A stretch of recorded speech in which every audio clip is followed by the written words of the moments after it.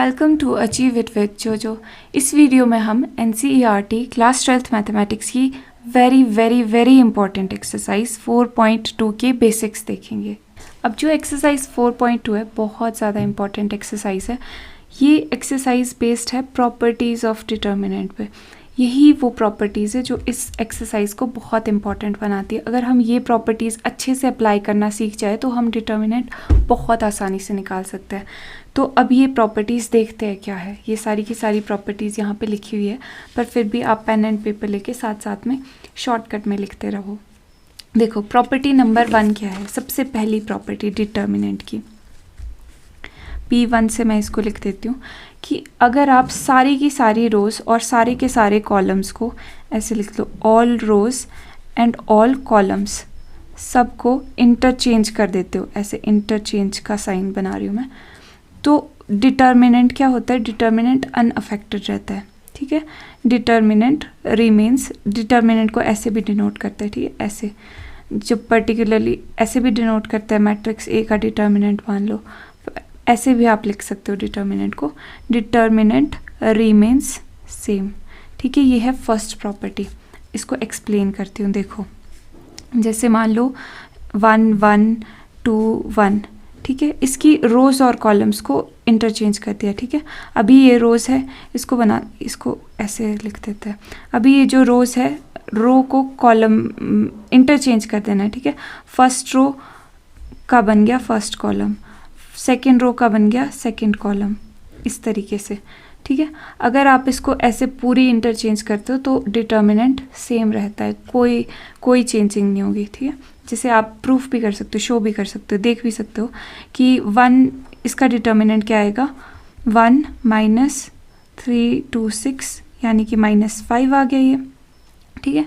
इसका डिटर्मिनेंट -5 आ गया। अब इसका देखो 1 1 1 -2 3 6, तो ये भी -5 आ गया, मतलब कोई चेंज नहीं है, ठीक है। तो प्रॉपर्टी 1 क्या है कि अगर हम सारी की सारी रोज़ को और कॉलम्स को इंटरचेंज कर दे, simply interchanging rows and columns भी बोल सकते हो। Interchanging rows and columns, the value of determinant remains same या फिर unchanged if its rows and columns are interchanged. बहुत इंपॉर्टेंट प्रॉपर्टी है। और इसी प्रॉपर्टी का एक फॉलोअप हम देख सकते हैं कि डिटर्मिनेंट ऑफ ए का ट्रांसपोज होता है। अब ये क्या बात हुई, देखो ये क्या बात है। ये देखो कि अगर हम ट्रांसपोज निकाल लें, ट्रांसपोज निकालना क्या होता है किसी भी मैट्रिक्स का, जैसे यही वाली मैट्रिक्स लेते हैं, इसका ट्रांसपोज क्या होगा। मैट्रिक्स में हमने देखा था, ये अगर इसको मैट्रिक्स देखो, ये मैट्रिक्स क्या, इसका ट्रांसपोज क्या होगा, रोज़ कॉलम बन जाती है, ठीक है। रोज़ कॉलम, रोज़ को हम कॉलम में लिख सकते हैं।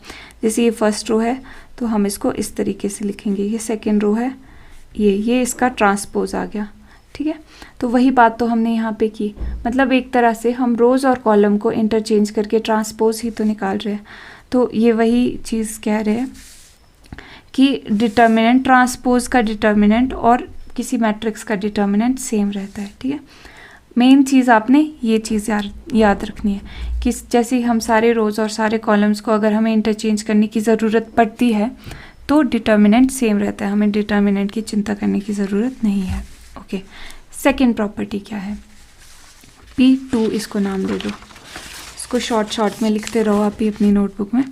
अब ये P2 प्रॉपर्टी क्या है कि अगर रोज़ आपस में, कोई भी 2 रोज़ आपस में आपने चेंज कर दी, इंटरचेंज कर दी। अब सारी रोज़ नहीं कर रहे हम इंटरचेंज, सारे रोज़ और कॉलम्स इंटरचेंज नहीं कर रहे, सिर्फ 2 रोज़, कोई भी 2 रोज़ मान लो 1 3/3 की ले लेते हैं, 1 2 3 1 1 1 2 1 0, ठीक है। मान लो ये है।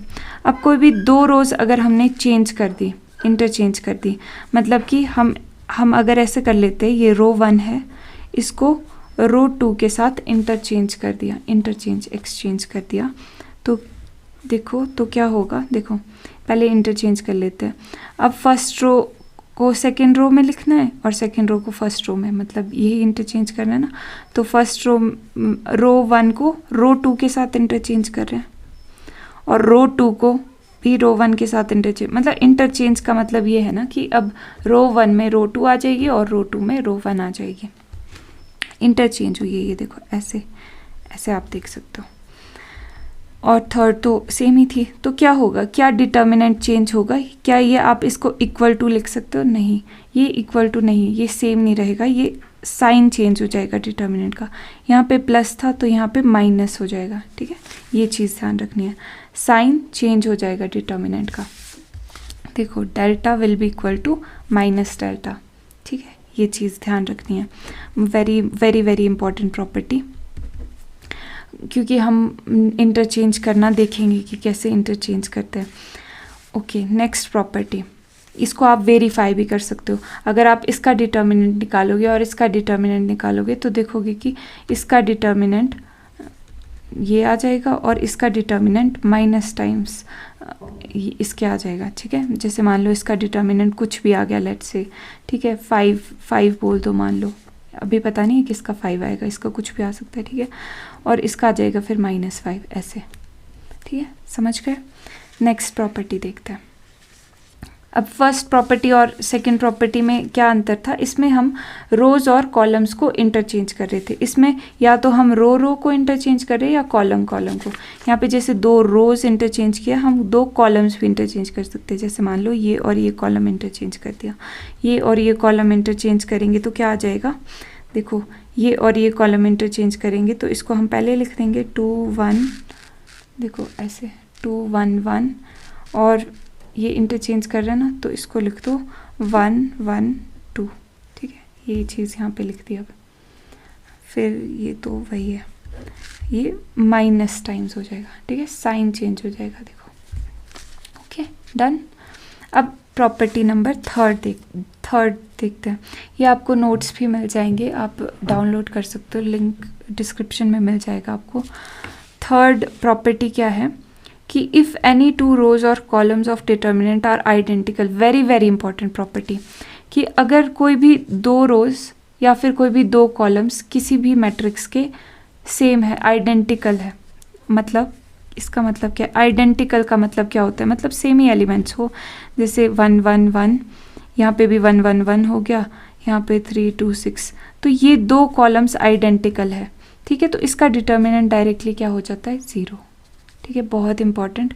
स्टार्टिंग के 4-5 क्वेश्चंस तो इसी प्रॉपर्टी पे बेस्ड है, ठीक है, तो हम देखेंगे कि कहाँ से आइडेंटिकल बन सकता है या कैसे बन सकता है, कुछ क्वेश्चंस में हम ऐसे ही देखेंगे।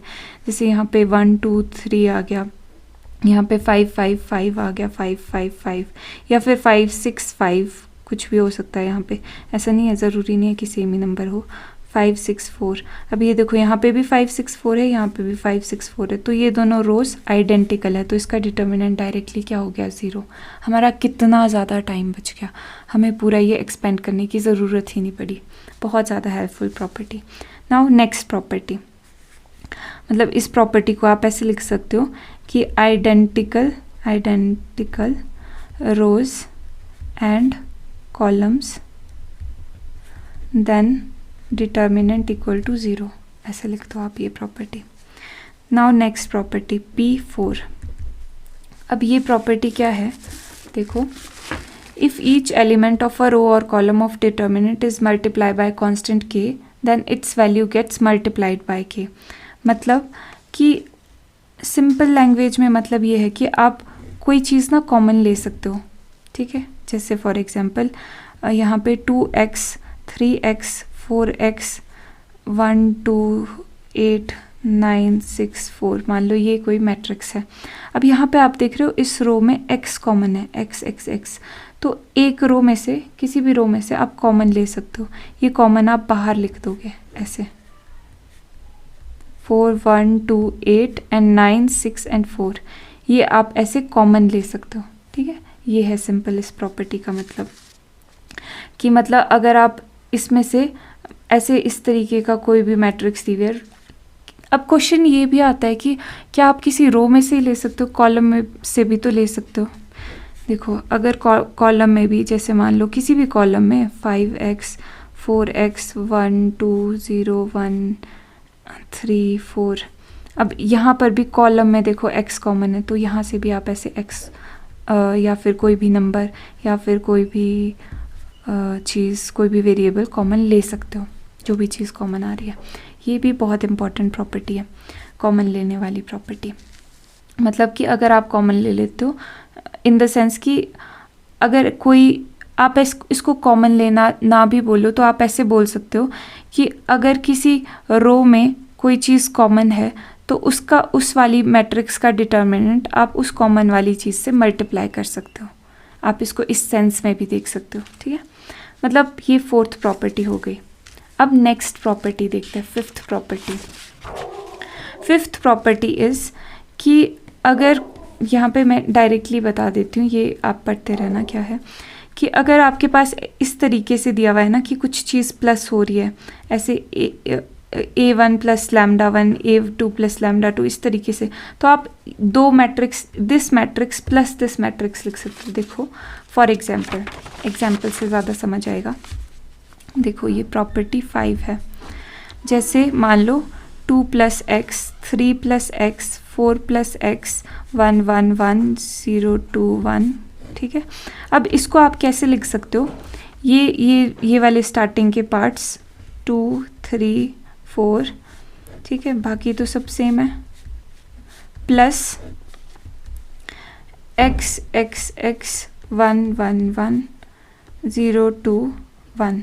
यहाँ पे एक्स एक्स सेम ही होना ज़रूरी नहीं, यहाँ पे एक्स वाई जेड भी हो सकता है, ठीक है। तो यहाँ पे भी एक्स वाई जेड हो जाएगा इस तरीके से, ठीक है। अब यहाँ पे मिस्टेक क्या होती है, मिस्टेक कई बार क्या हो जाती है कि हम इस तरीके से जब कहीं पे ये दिया होता है ना क्वेश्चन कि दो, जैसे यहाँ पे भी ये ऐसे दिया हुआ Y and 3 plus Z and मान लो 4 प्लस जेड, कुछ भी वाई ले लो, 0 1 1। अब यहाँ पे गलती पता क्या हो जाती है कई बार कि हम सोचते हैं कि हम इसको अलग अलग लिख रहे हैं तो इसको भी अलग अलग लिख देते हैं। देखो जब हम अलग अलग लिख रहे हैं ना, ब्रेक करके जब हम लिख रहे हैं तो वन टाइम पे सिर्फ एक ही चीज़ करनी है। देखो जैसे ये वाली फर्स्ट वाली रो के को हम अलग सेपरेट करके लिख रहे हैं तो फर्स्ट वाली रो को ही लिखना है, ये सेकंड वाला अनअफेक्टेड रहेगा, ठीक है। सेकंड वाला ऐसे का ऐसा ही रहेगा, प्लस वाई, यहाँ पे क्या था, X Y Z and 2 plus Y, 3 plus Z, 4 plus Y, 0 1 1, ठीक है। तो ये चीज़ है, ये है आपकी मतलब अलग अलग करके लिखने की प्रॉपर्टी की, आप हाँ इसको अलग अलग लिख सकते हो, ये ऑपरेशन वैलिड है। नाउ प्रॉपर्टी सिक्स्थ क्या है, if each element of any row or column of determinant corresponding to elements or other rows are added then value of determinant remains same। अब ये क्या चीज़ है, ये बहुत ज़्यादा इंपॉर्टेंट प्रॉपर्टी है, ये समझना, ध्यान से समझना। इसको लिख लेते हैं, property 6, determinant remains same if कोई आप ऐसा ऑपरेशन करते हो कि मान लो रो 1 में आपने रो 2 ऐड कर दी, ठीक है, फॉर एग्जांपल लिख रही हूँ मैं, ठीक है। ये पूरी लाइन लिखनी पड़ेगी शायद आपको। अच्छा यहाँ देखो, यहाँ पे ये जनरल फॉर्म में लिखा हुआ है, यहाँ पे K times R J। Example से समझते हैं ये प्रॉपर्टी, एग्जाम्पल से ज़्यादा अच्छा समझ आएगा। फॉर एग्जाम्पल हमारे पास 1 2 3 1 2 1 0 1 1, ठीक है।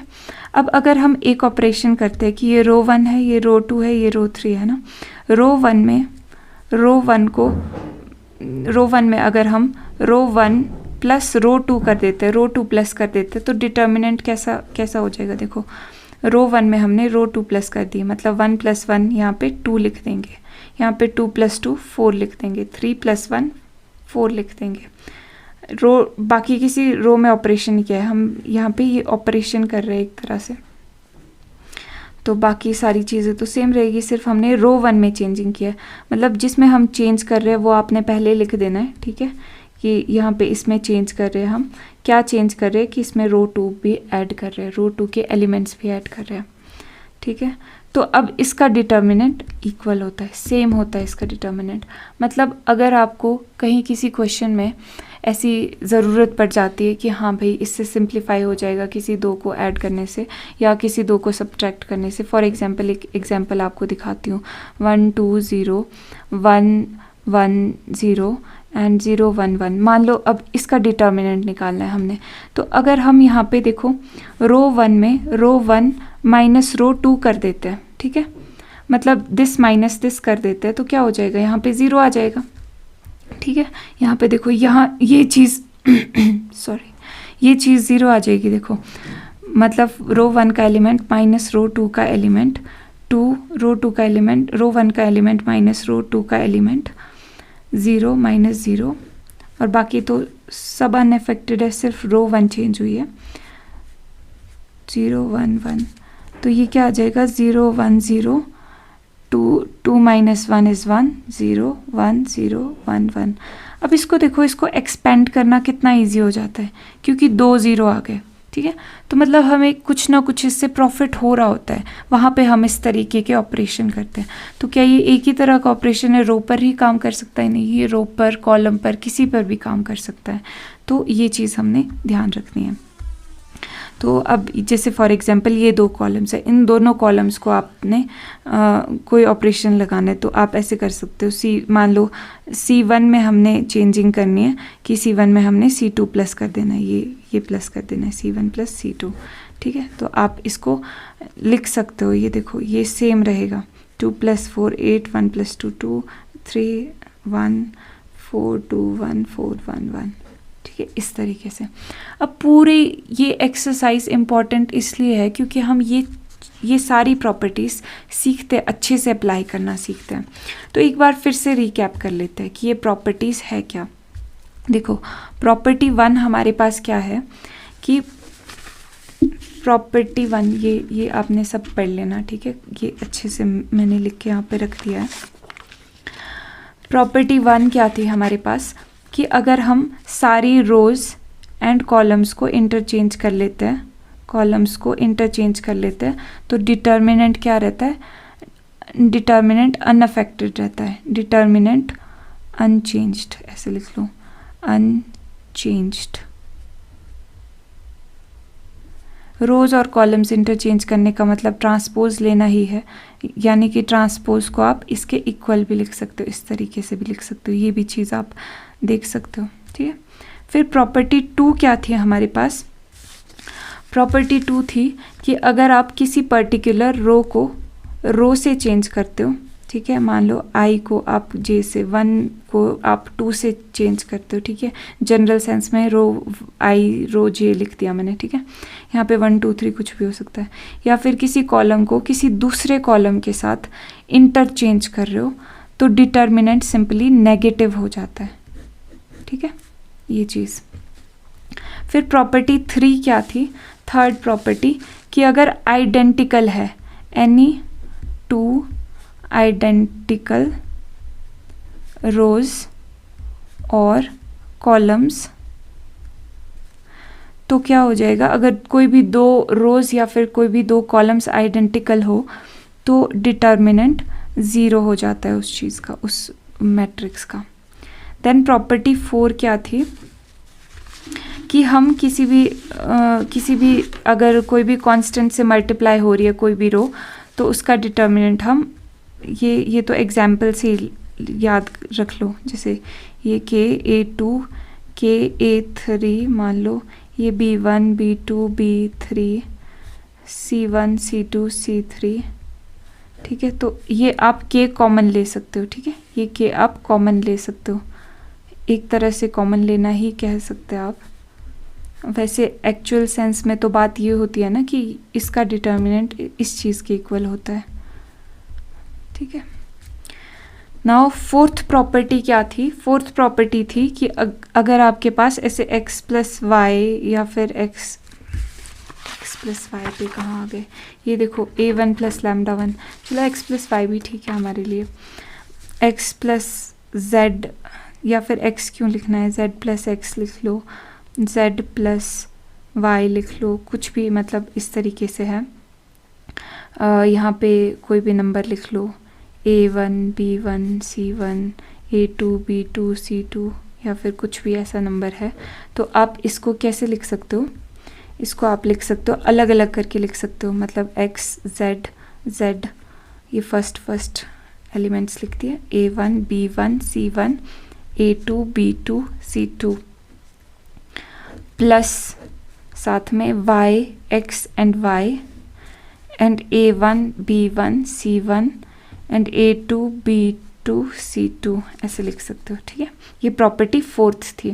देन फिफ्थ प्रॉपर्टी में हमने क्या सीखा था, नहीं फिफ्थ प्रॉपर्टी थी ये, सॉरी, सिक्स्थ प्रॉपर्टी में हमने क्या सीखा था कि कोई भी अगर हम ऐसे ऑपरेशन करते हैं, कोई भी एनी ऑपरेशन लाइक, यहाँ पे भी सी आई लिखना था, सी आई लिख दो आप, लिखो ना लिखो वैसे एक ही बात होती है। अगर आप रो आई में कोई भी चेंजेस कर रहे हो, जिसमें चेंजिंग कर रहे हो वो आप पहले लिखते हो। मान लो इसमें कोई चीज़ प्लस कर रहे हो, ठीक है, मल्टीप्लाई बाय सम थिंग भी हो सकता है, ठीक है, कोई भी चीज़ प्लस कर रहे हो। कॉलम के लिए भी सेम ही बात है, कॉलम। अच्छा एक चीज़ ध्यान रखनी है, ऐसे कॉलम होने चाहिए हर जगह पे, ऐसे नहीं कि रो और कॉलम कर रहे हो, नो, वो वैलिड नहीं होता, वो गलत हो जाता है। ठीक है, तो क्या होगा, डेल्टा रिमेन्स अनचेंज्ड, मतलब डिटर्मिनेंट्स चेंज नहीं होता है, CHANGED होता है। ओके, तो ये थी आपकी प्रॉपर्टीज़ डिटर्मिनेंट की। इसके बाद हम स्टार्ट करेंगे एक्सरसाइज 4.2 नेक्स्ट वीडियो से। तो तब तक आप ये बिल्कुल अच्छे से लिख लो, ये आपको नोट्स इंस्टाग्राम पे भी मिल जाएंगे, टेलीग्राम ग्रुप पे भी मिल जाएंगे, इसकी PDF मिल जाएगी। मिलते हैं नेक्स्ट वीडियो में, तब तक एंजॉय, टेक केयर, कीप